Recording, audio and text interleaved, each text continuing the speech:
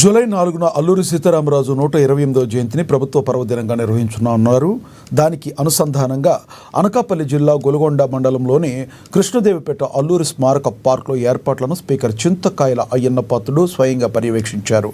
అనంతరం అధికారులతో సమీక్ష సమావేశం నిర్వహించారు. ఈ సమావేశంలో జయంతి వేడుకల్లో నిర్వహించబోయే అనేక కార్యక్రమాలపై చర్చించి పలు సూచనలు చేశారు.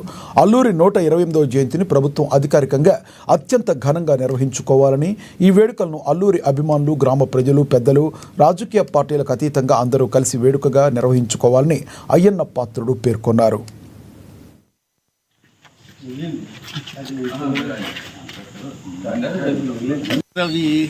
అక్కడ పెడదాం సార్, పనులు పెడదాం, అక్కడ పెడదాం.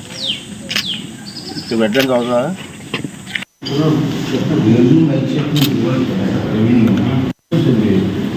స్టేజ్ ఎవరు చూస్తారు?